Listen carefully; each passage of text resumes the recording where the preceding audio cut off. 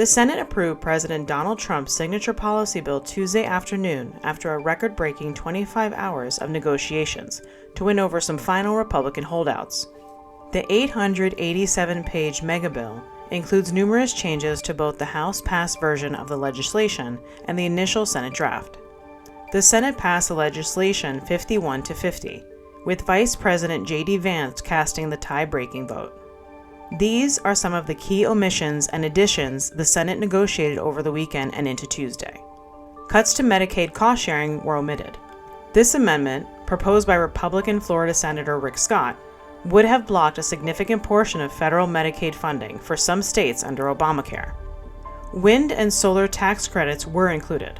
Projects will be eligible for Inflation Reduction Act tax credits if they begin construction within 1 year after the bill is officially enacted, and an easement of the phase-out of the tax credit from the original bill text that require projects to be placed into service before the end of 2027 to be eligible. The Rural Hospital Fund was included. The federal government will double the portion of funds it distributes to rural hospitals to $50 billion between 2026 and 2030, under a provision included in the latest version of the bill that passed. Taxes on the wealthy were omitted. The proposal would have established a new tax bracket for people who earn more than $25 million annually and married couples who earn more than $50 million. 3 Republicans, Senators Susan Collins of Maine, Rand Paul of Kentucky, and Thom Tillis of North Carolina, voted alongside all 47 Democrats against the bill.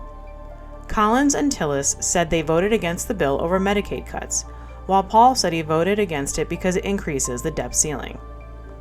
While visiting a migrant detention facility in Florida, a reporter informed President Trump the bill passed, and he responded, "Wow, music to my ears." House leadership said it plans to vote on the Senate version of the legislation Wednesday, ahead of the July 4th deadline Trump set to get the bill to his desk for signage.